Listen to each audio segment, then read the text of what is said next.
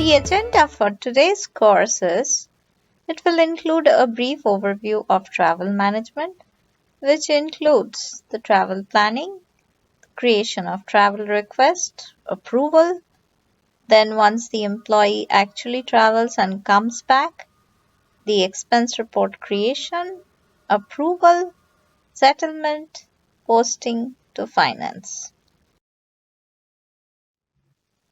This slide lists down all the individual activities or components that comprise the travel management as a whole. So if you carefully look at this slide comprises of certain portions which is highlighted in blue and certain portions which is highlighted in yellow. So let's start with the portions which is highlighted in blue. Now the portions highlighted in blue is the activities that is performed in the SAP HCM module. And as I already mentioned in few of the previous slides, that SAP travel management is heavily integrated with financial accounting, so it has a considerable portion where the integration happens with financial accounting. So if you see, the portions in yellow are the activities that are performed as part of financial and accounting. So let's go with the sections that are part of SAP HCM.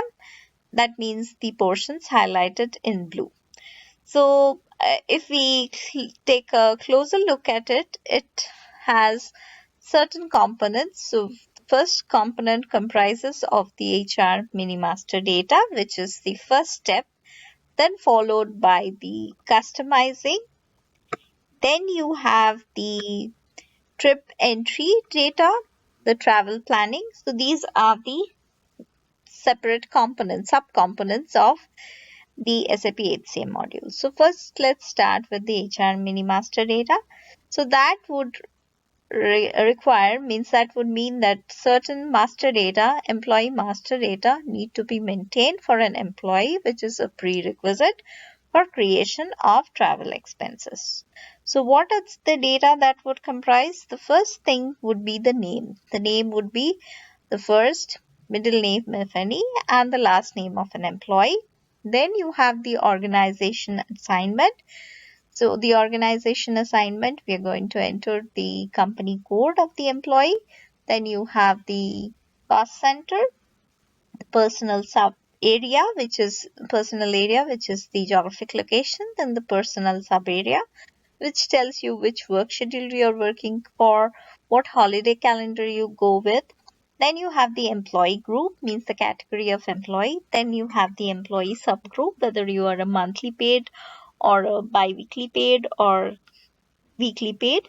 Then you have the payroll area. Payroll area is something which tells you the frequency of your payment, whether you are paid every 2 weeks or if you are paid every monthly or say weekly. That is maintained in the payroll area.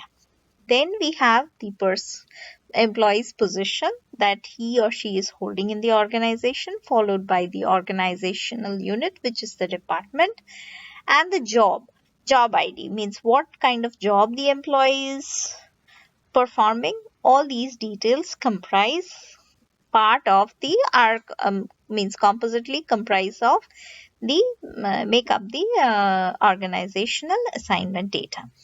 Then you have the address data. Address data comprises of that whether an employee is maintaining the permanent address, the home address, the office address, temporary address. So these are mainly the addresses that are provided by SAP itself. You can have your own customizing addresses, and the address that needs to be maintained as a prerequisite for creation of travel expenses is totally dependent on the client's needs. So for some client, a home address is mandatory. For some clients, the office address is mandatory, and so on and so forth. Then you have the travel privileges.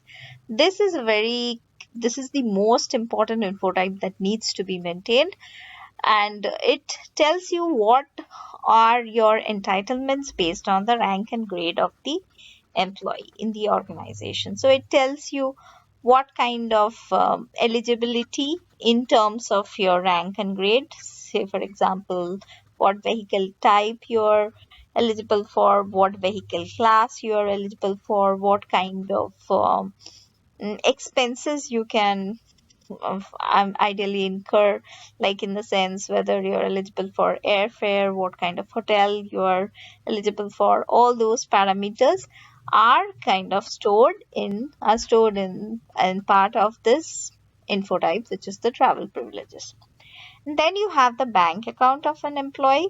So for bank account, normally for travel expenses, there is a subtype which is exclusively created by SAP, where the bank account for travel expenses should be stored. So the bank account for travel privileges should be maintained in the travel expenses subtype for bank account.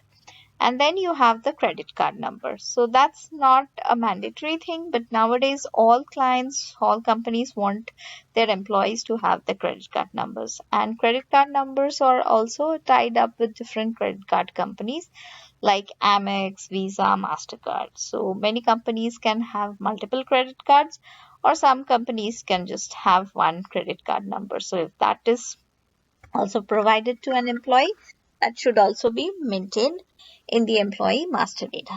And then you have the customizing. Customizing is where you do the configuration, and that's a backend activity that is done by the functional team members. So, and this customization is something which is very client specific, and not only client specific in that sense, it's very country specific. So, for example, if a client has companies based out in US and UK, so there might be certain expense types, means, or certain rules which are eligible for one country, and for some other country it's something different. Then for that matter, the per diem amount, that's based on the cost of living expenses for an employee in that city or in that country. Then since the country is very specific, information is there, so the currency will also change. That all maintenance can be done in the customizing settings. So once all these attributes are maintained, or its data is maintained, that's when the employee actually plans for his travel.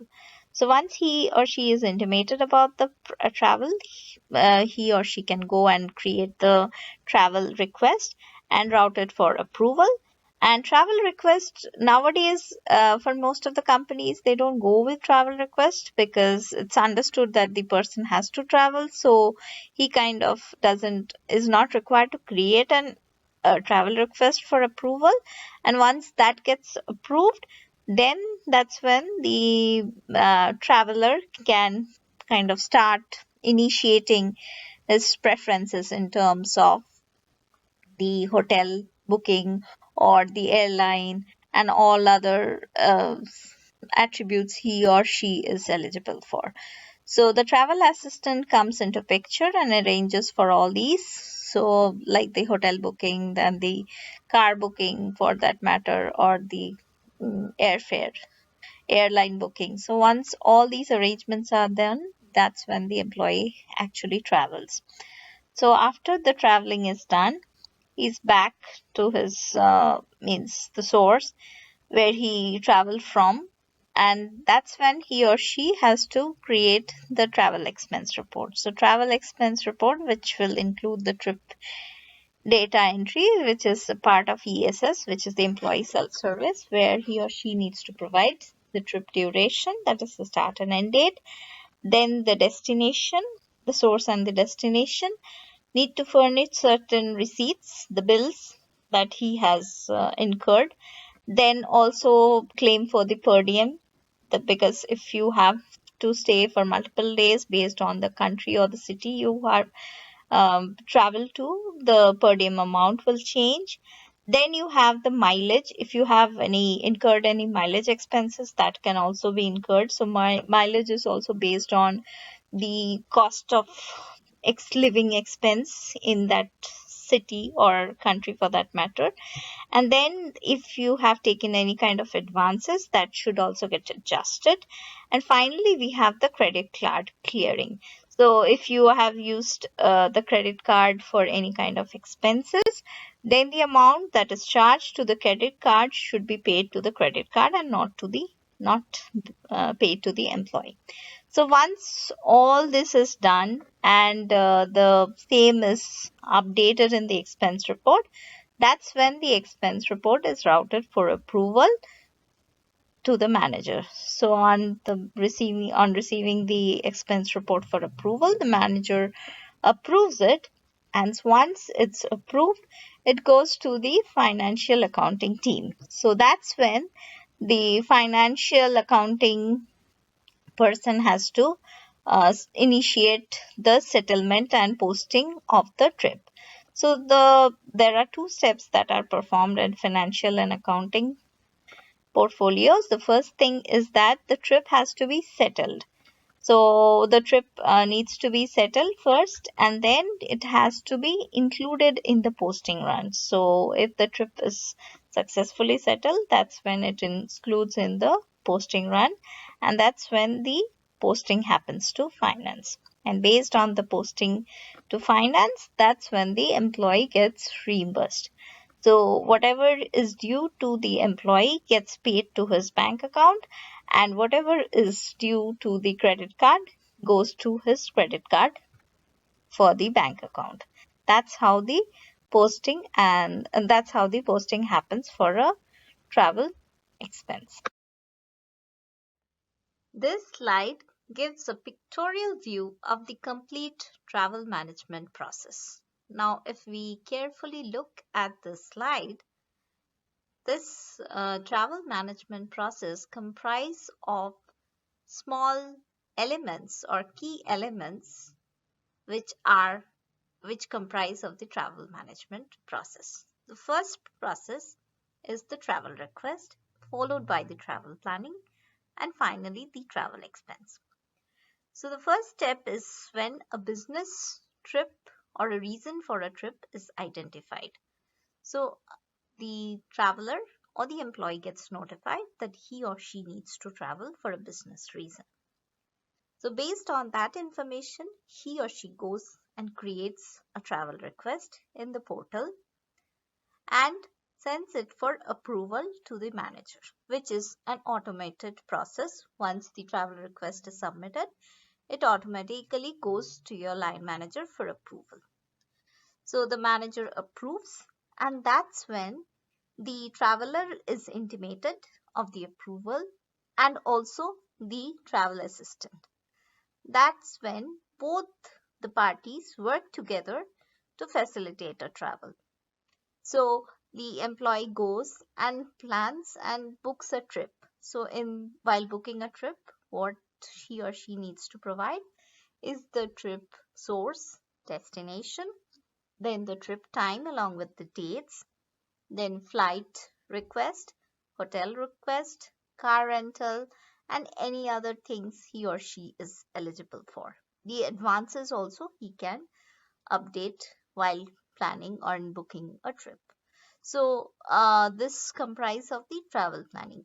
Now most of the organizations, they do not have the travel planning and the travel request module in place. Now if you incorporate or if you implement travel planning module, then you have certain info types that need to be maintained, but that's kind of not in purview of our course, so that's why I'm not covering. But just for your information, there are some 400 series info types that need to be maintained while if you want to implement travel planning.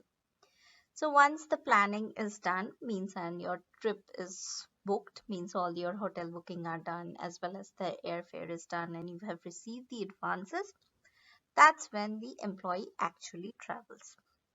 So once he or she is back from the trip and has incurred the expenses, that's when the employee needs to go and create the travel expense. So for creation of the travel expense, what he or she needs to have is the receipts that were incurred during the trip, credit card receipts, he needs to claim the per diem, and also the advances gets adjusted at this date. So once all the documents are provided and based on the eligibility of the employee, if you are falling within that eligible amount, it allows you. And if your eligibility, if you are claiming something which is beyond your eligibility, it can give a warning or a hard stop, and based on that the adjustment can be done. So once the trip is submitted for approval to the manager, that's when the manager goes and approves the trip so that it can be settled. Now, in many cases, if an employee is claiming something beyond what he or she is eligible for, in companies, sometimes they send or provide a warning message to alert the employee, or sometimes they give a hard stop. So once the warning message is there, you can go ahead and submit the trip, and it's on the discretion of the manager to provide an exceptional approval. Okay. So that's about the trip creation, expense report creation, and approval. So once the trip is approved, that's when you can take a printout of the statement, for that can be used as a reference that okay, you have claimed this, you have submitted this expense report, and this is the document. And normally it comes as a PDF along with a barcode so that you can uniquely identify the trip. And once all of it is done, that's when the financial accounting team gets notified. So this all happens through an internal integrated process. So there's no need to go and physically tell the financial accounting person. So once he or she gets to know, okay, this trip is approved, it can be included in the settlement run. So there are two steps that happen in the financial accounting. So once is the trip settles, it should be included in the settlement run, and once the trip is successfully settled, it goes to the it is ready for to be included in the posting run. Now the prerequisite for posting run is that the posting period should be open. If posting period is not open, then there is a lot of issues. So that's the prerequisite. And the validations are also done to ensure that the correct WBS or the correct cost center is being entered so that the trip can be posted. And once the posting happens successfully, that's when the employee's bank account gets reimbursed, and also the credit card a company, if they owe something, that also gets